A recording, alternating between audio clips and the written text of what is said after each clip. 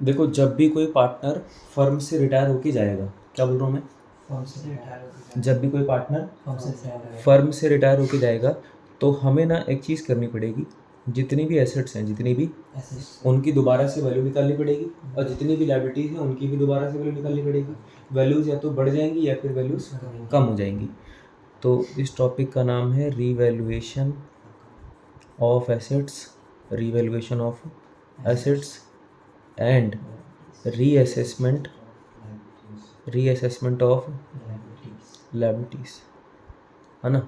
Revaluation of assets and reassessment of, मतलब assets की दोबारा से वैल्यू निकालेंगे और लायबिलिटीज़ की दोबारा से वैल्यू रीअसेस करेंगे। या तो वैल्यूज़ बढ़ जाएंगी या फिर वैल्यूज़ कम हो जाएंगी, या तो वैल्यूज़ बढ़ जाएंगी या फिर वैल्यूज़ कम हो जाएंगी। तो वैल्यूज़, अगर एसेट्स की वैल्यूज़ बढ़ गई तो फ़ायदा होगा, एसेट्स की वैल्यू कम हो गई तो घाटा होगा।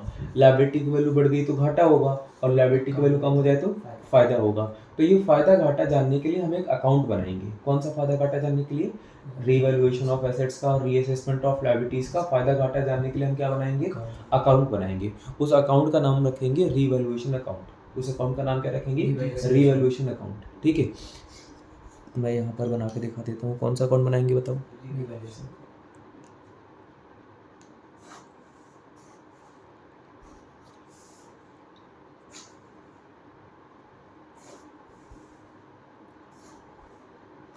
बड़ा वाला स्केल नहीं आपके पास?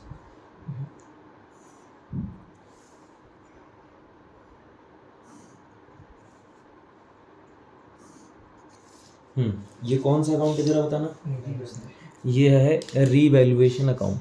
ये हम बना क्यों रहे हैं? फ़ायदा घाटा जानने के लिए या फिर फाइनेंशियल पोजीशन जानने के लिए? फ़ायदा घाटा जानने के लिए। जितने भी अकाउंट फ़ायदा या फिर घाटा जानने के लिए बनाए जाते हैं, जितने भी अकाउंट फ़ायदा या फिर घाटा जानने के लिए बनाए जाते हैं या फिर फ़ायदा घाटा रिकॉर्ड करने के लिए बनाए जाते हैं, इन सभी अकाउंट का नेचर होता है नॉमिनल अकाउंट। सभी अकाउंट का नेचर क्या होता है? नॉमिनल अकाउंट क्या होते हैं? The account which are related to expenses, losses, income, gain are known as nominal account. The account which are related to expenses, losses, income, gain are known as nominal account. और बताओ nominal account के rule क्या होते हैं? Debit all the expenses and losses, credit all the income and gain. क्या rule होते हैं? Debit all the expenses and losses, credit all the income and gain. मतलब जितने भी एक्सपेंसेस और लॉसेस हैं, जितने भी एक्सपेंसेस और लॉसेस हैं वो डेबिट साइड में जाएंगे, और जितनी भी इनकम्स और गेन्स है वो कहाँ जाएंगी? क्रेडिट साइड में। एक्सपेंसेस लॉसेस कहाँ जाएंगे? डेबिट साइड में। और इनकम गेन कहाँ जाएंगी? एक्सपेंसेस लॉसेस मतलब जितने भी घाटे हैं वो डेबिट साइड में, और जितने भी फायदे हैं वो क्रेडिट साइड में। घाटे कहाँ जाएंगे बोलो? डेबिट साइड में। और फायदे कहाँ जाएंगे बोलो? क्रेडिट साइड में। अब मैं आपको कुछ एग्जांपल देता हूँ, आप मुझे राहुल बताना कि मुझे फायदा हो रहा है कि घाटा हो रहा है। एसेट्स की वैल्यू बढ़ गई तो डेबिट साइड में लिखूं या क्रेडिट साइड में? भैया एसेट की वैल्यू बढ़ना तो फायदा है, और फायदा होगा तो क्रेडिट साइड में, क्योंकि credit all the income and gain. तो यहाँ पे लिखूंगा बाय एसेट्स, बाय एसेट्स। मैंने एसेट्स यहाँ पर क्रेडिट साइड में क्यों लिखी? क्योंकि एसेट की वैल्यू इंक्रीज हो गई। एसेट की वैल्यू इंक्रीज हो गई तो फायदा हो गया। भैया अगर मान लो एसेट की वैल्यू डिक्रीज होती तो कहाँ लिखते? डेबिट साइड में, क्योंकि एसेट की वैल्यू डिक्रीज होने का मतलब हमें घाटा हो रहा है। घाटा हो रहा है तो डेबिट साइड में debit all the expenses and losses to assets. तो क्या लिखेंगे? एसेट्स। इसका मतलब क्या है? वैल्यू क्या हो रही है बोलो? डिक्रीज हो रही है। वैल्यू क्या हो रही है? डिक्रीज हो रही है। समझ गए बात को? इसके बाद जरा एसेट्स तो हो गई, अब लायबिलिटीज पे आते हैं। किस पे आते हैं? लायबिलिटीज क्या होती हैं? लायबिलिटी की वैल्यू या तो बढ़ेगी या फिर कम होगी। लायबिलिटी की वैल्यू या तो बढ़ जाएगी या फिर कम हो जाएगी। अगर लायबिलिटी की वैल्यू बढ़ जाए, अगर लायबिलिटी की वैल्यू तो हमें फायदा होगा या घाटा होगा? भैया लायबिलिटी की वैल्यू बढ़ना, कर्जा बढ़ना तो हमारे लिए घाटा है। घाटा है तो डेबिट साइड में टू लायबिलिटीज। टू क्या लिखेंगे?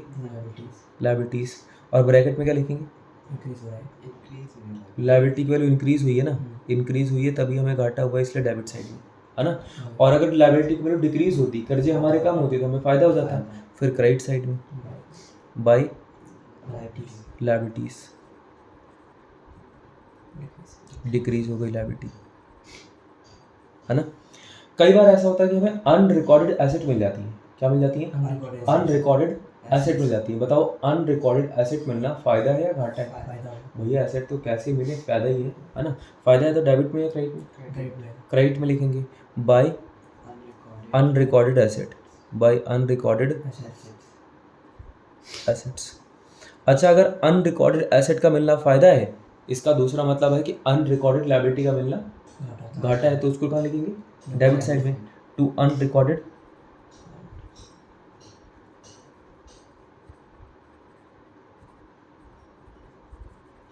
Unrecorded liability. अच्छा, अनरिकॉर्डेड, और कई बार ऐसा होता है ना कि जब हम एसेट्स की लायबिलिटीज की दोबारा से वैल्यू निकालते हैं तो कुछ खर्चे होते हैं, उनको बोलते हैं रीवैल्यूएशन एक्सपेंस। क्या बोलते हैं? रीवैल्यूएशन एक्सपेंस, है ना। जब भी फर्म का रिकंस्टिट्यूशन होता है, जब भी फर्म दोबारा से रीफॉर्म हो रही होती है, उस समय कुछ खर्चे होते हैं, उन्हें क्या बोलते हैं? Revaluation expense. क्या बोलते हैं? Revaluation expense. अब रीवैल्यूएशन एक्सपेंस है या इनकम है? तो एक्सपेंस है तो डेबिट साइड में, क्रेडिट साइड में? डेबिट साइड में। टू बैंक अकाउंट, टू क्या लिखेंगे? अगर आपने खुद पे कर दिया, फर्म ने खुद पे कर दिया तो बैंक अकाउंट, और अगर कोई पार्टनर पे कर रहा है, कोई क्या कर रहा है, तो लिख देना to partner capital account. Partner capital, इसका मतलब क्या है? इसका मतलब है रीवैल्यूएशन एक्सपेंस। क्या मतलब इसका? Revaluation expense. ठीक है। अब इसके बाद आप इसकी टोटलिंग करोगे, या तो फायदा होगा या फिर घाटा होगा। या तो फायदा होगा बोलो, या फिर क्या होगा? घाटा होगा।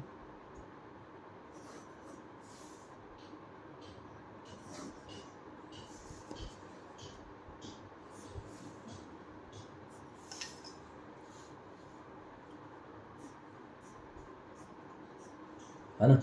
तो मान लेते हैं कि आपने डेबिट साइड का टोटल किया और क्रेडिट साइड का टोटल किया। डेबिट साइड का टोटल आ रहा है 10,000 और क्रेडिट साइड का टोटल आ रहा है 15,000। डेबिट साइड में कितना आ रहा है? 10,000। तो क्रेडिट साइड में 15,000। तो 15,000 वाला टोटल दोनों तरफ लिखेंगे। कमी कहाँ पे? डेबिट साइड में, क्रेडिट साइड में? तो डेबिट साइड में कमी है, तो डेबिट साइड में यहाँ पे जाके लिखेंगे 5,000 रुपये। और क्रेडिट साइड ज़्यादा है ना, क्रेडिट साइड मतलब फ़ायदा ज़्यादा है, तो इसको लिखेंगे गेन ऑन, क्या लिखेंगे? Gain on revaluation. क्या लिखेंगे? गेन ऑन रीवैल्यूएशन अकाउंट, है ना। जो भी एक्स, वाई और जेड पार्टनर होंगे, इनकी ओल्ड प्रॉफिट शेयरिंग रेशियो में, कौन सी रेशियो में? ओल्ड पीएसआर में बांट देंगे। ओल्ड प्रॉफिट शेयरिंग, न्यू में मत बांटना, ओल्ड में बांटना, क्योंकि ये एसेट्स पुरानी है या नहीं है, ये लायबिलिटीज पुरानी है या नहीं है। तो जब ये एसेट्स पुरानी है, ये लायबिलिटीज पुरानी है, तो ये बटेंगी भी ओल्ड रेशियो में। इनका फायदा भी कौन सी रेशियो में बटेगा? ओल्ड रेशियो में। ठीक है। अब क्रेडिट साइड में आते हैं। हो सकता है डेबिट साइड का टोटल आ रहा हो 20,000, कितना आ रहा हो? 20,000। और क्रेडिट साइड का टोटल आ रहा है 8,000। तो बताओ कौन सी साइड बड़ी है? Debit side. दोनों तरफ लिखेंगे। और जिधर कमी है, कमी किधर है? 12,000 की कमी कहाँ पर है? क्रेडिट साइड में। अब डेबिट ज़्यादा है मतलब घाटे ज़्यादा है, तो इसको बोलना by loss on revaluation account, है ना। एक्स, वाई, जेड कौन सी रेशियो में? ओल्ड प्रॉफिट शेयरिंग रेशियो में बांट देना। ओल्ड प्रॉफिट शेयरिंग रेशियो में बांट देना। अब हम एक काम करते हैं, इसकी एंट्री की बात कर लेते हैं। किसकी? रीवैल्यूएशन अकाउंट की एंट्री की बात कर लेते हैं। अगर एसेट्स की वैल्यू बढ़ जाए या कम हो जाए तो एंट्रीज कैसे पास होगी? एंट्रीज कैसे पास होंगी? बताओ, या तो एसेट्स की वैल्यू बढ़ेंगी या फिर एसेट्स की वैल्यू कम होंगी। When value of asset, when value of asset, या तो एसेट की वैल्यू इंक्रीज होगी या फिर एसेट की वैल्यू डिक्रीज होगी। बढ़ेगी या फिर कम होगी। जैसे एसेट्स की वैल्यू बढ़ेगी या फिर कम होगी, वैसे लायबिलिटीज़ की वैल्यू भी क्या होगी? बढ़ेगी या फिर कम होगी, है ना। या तो इंक्रीज होगी या फिर डिक्रीज होगी। इसी तरीके से लायबिलिटीज़ की वैल्यू भी या तो क्या होगी? इंक्रीज होगी या फिर क्या होगी? डिक्रीज होगी।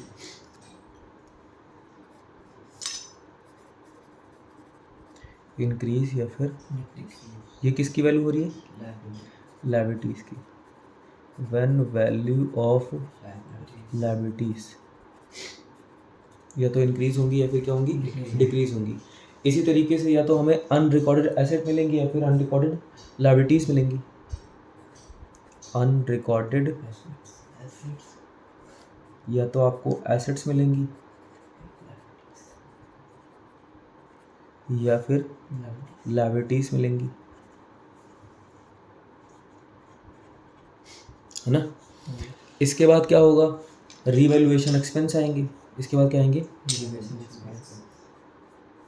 Payment of revaluation expense. Payment of revaluation expense. है ना। रीवैल्यूएशन एक्सपेंस या तो फर्म खुद पे करेगी या तो कोई पार्टनर पे कर देगा, या तो फर्म खुद पे करेगी या फिर पार्टनर पे करेगा। Paid by firm, paid by firm या फिर paid by paid by firm या फिर पेड बाय पार्टनर। इसके बाद क्या करेंगे, या तो हमें गेन होगा या फिर हमें लॉस होगा। गेन और लॉस, गेन और ऑन रिवैल्यूएशन, गेन और लॉस ऑन रिवैल्यूएशन पे या तो हमें गेन होगा या फिर हमें क्या होगा, लॉस होगा।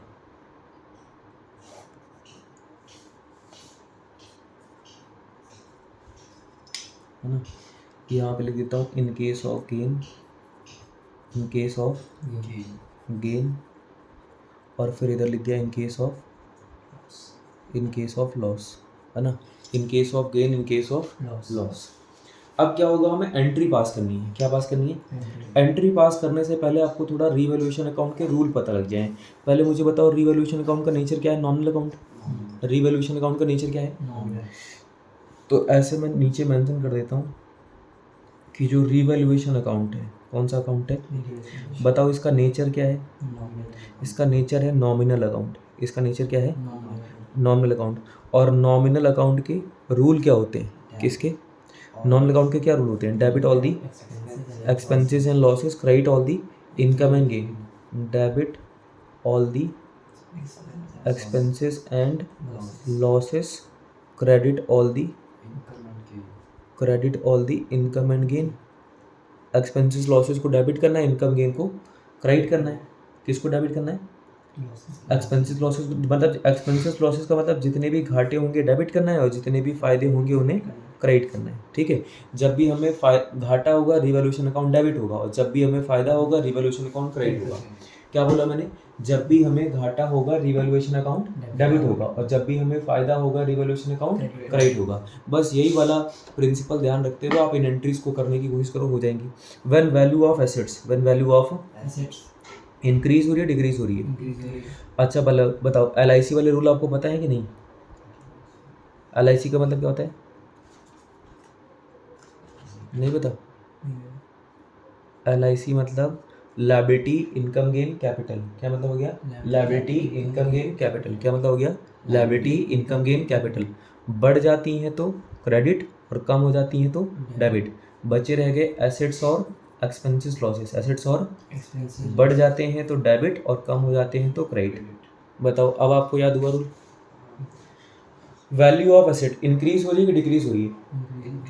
एसेट जब इंक्रीज होती है तो क्या करते हैं? डेबिट करते हैं। तो एंट्री होगी asset account debit, asset account debit. अब बताओ, एसेट की वैल्यू इंक्रीज हो रही है कि डिक्रीज हो रही है? एसेट की वैल्यू इंक्रीज हो रही है, बढ़ रही है। एसेट की वैल्यू बढ़ना हमारे लिए फायदा है कि घाटा है? फायदा है। और जब भी हमको फायदा होगा रिवैल्यूएशन अकाउंट क्रेडिट होगा, तो एंट्री होगी asset account debit to revaluation account.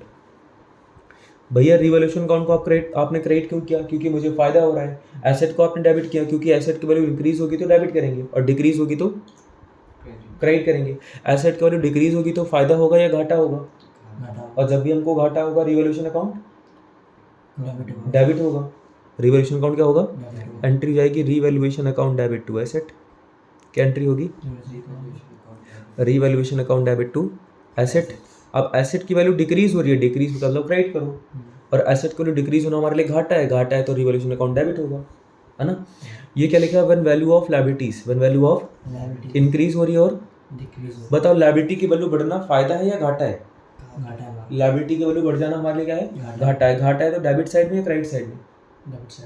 मतलब अगर जब हमें घाटा होगा तो रिवैल्यूएशन अकाउंट डेबिट होगा, रिवैल्यूएशन अकाउंट क्रेडिट होगा? डेबिट होगा। When value of liabilities increase, हमें घाटा होगा, रिवैल्यूएशन अकाउंट क्या होगा? डेबिट होगा।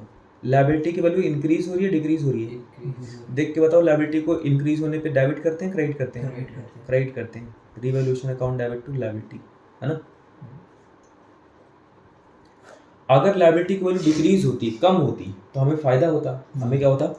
फायदा है तो रिवैल्यूएशन अकाउंट को क्या करेंगे? क्रेडिट करेंगे। रिवैल्यूएशन को तो क्रेडिट कर दिया, डेबिट किसको हो रहा है? लायबिलिटी को डिक्रीज हो रही है, इंक्रीज हो रही है? देखो, लायबिलिटी को डिक्रीज होती हुई क्या करते हैं? डेबिट करते हैं। तो एंट्री जाएगी liability account debit to revaluation account, है ना। फिर उसके बाद क्या लिखा है, unrecorded assets found, unrecorded liability found. Unrecorded asset, अगर आपको कोई अनरिकॉर्डेड एसेट मिल जाए तो फायदा है कि घाटा है? फायदा है। तो रिवैल्यूएशन अकाउंट डेबिट होगा क्रेडिट होगा? रिवैल्यूएशन अकाउंट तो क्रेडिट होगा, डेबिट कौन होगा? Unrecorded asset. डेबिट कौन होगा? एंट्री होगी unrecorded asset account debit, unrecorded asset account debit to revaluation account. क्या एंट्री होगी? Unrecorded asset account debit to revaluation account. अगर आपको कोई अनरिकॉर्डेड लायबिलिटी मिल जाए तो फायदा होगा या घाटा होगा? घाटा होगा। जब भी घाटा होगा रिवैल्यूएशन अकाउंट एंट्री होगी revaluation account debit to unrecorded liability, unrecorded liability. बोलो बात समझ में आई? फिर अगली चीज मैंने क्या लिखा है, payment of revaluation expense, payment of revaluation. अब रिवैल्यूएशन एक्सपेंस चाहे फर्म पे करे चाहे पार्टनर पे करे, एसेट फर्म की है या पार्टनर की है? फर्म की है। लायबिलिटीज फर्म की है या पार्टनर की है? फर्म की है। तो उसके ऊपर होने वाले खर्चे फर्म के होंगे या पार्टनर के होंगे? फर्म के होंगे। तो खर्चा चाहे फर्म पे करे चाहे पार्टनर पे करे, खर्चा रहेगा फर्म का ही। जब भी हमारा एक्सपेंस होगा रिवैल्यूएशन अकाउंट, बोलो revaluation account, revaluation account debit होगा। दोनों केस में ये फर्म का ही खर्चा है, इसीलिए रिवैल्यूएशन अकाउंट को हम क्या करेंगे? अगर रिवैल्यूएशन एक्सपेंस फर्म ने खुद पे किया तो revaluation account debit to cash account, revaluation account debit to. अगर रिवैल्यूएशन एक्सपेंस पार्टनर ने पे किया तो revaluation account debit to partner capital account, partner capital account. ठीक है। अगर फर्म ने खुद पे किया तो revaluation account debit to cash account, और अगर पार्टनर ने पे किया तो revaluation account debit to partner capital account. ठीक है। फिर मैंने ये लिखा है गेन और लॉस ऑन रिवैल्यूएशन, या तो हमें गेन होगा या फिर हमें लॉस होगा। अच्छा बताओ, ये गेन और लॉस होने की एंट्री है या फिर गेन लॉस ट्रांसफर करने की एंट्री है? गेन और लॉस तो पहले ही हो चुका था, जब एसेट की वैल्यू बढ़ रही थी, लायबिलिटीज की वैल्यू कम हो रही थी, तभी हमें फायदा घाटा हो चुका था। अब ये फायदा घाटा होने की एंट्री नहीं है, फायदा घाटा ट्रांसफर करने की एंट्री है। फायदा घाटा और ट्रांसफर करते समय रूल उल्टा हो जाते हैं। ट्रांसफर करते समय रूल, जैसे पहले हमें गेन होता था, फायदा होता था, तो रिवैल्यूएशन अकाउंट क्रेडिट होता था, पर आज हम क्या करेंगे? डेबिट करेंगे। लिखेंगे रिवैल्यूएशन अकाउंट डेबिट। ये जो फायदा हुआ है, जो गेन हुआ है, वो पार्टनर को देंगे या पड़ोसी को देंगे? Revaluation account debit to all partner capital account, revaluation account debit to all partner capital account. और ध्यान रखना ओल्ड रेशियो में। कौन सी रेशियो में? ओल्ड रेशियो में। इन केस ऑफ लॉस, पहले लॉस होता था, घाटा होता था, रिवैल्यूएशन अकाउंट डेबिट होता था, पर आज क्या करेंगे? क्रेडिट करेंगे। एंट्री होगी all partner capital account debit, all partner capital account debit to revaluation account. और कौन सी रेशियो में? ओल्ड रेशियो में। समझ गए बात को? तो पहले तो आप इसको नोट करोगे, फिर मैं आपको रिवैल्यूएशन अकाउंट के क्वेश्चन करवाता हूँ 2-3। समझ गए बात को? आपको आता है ये?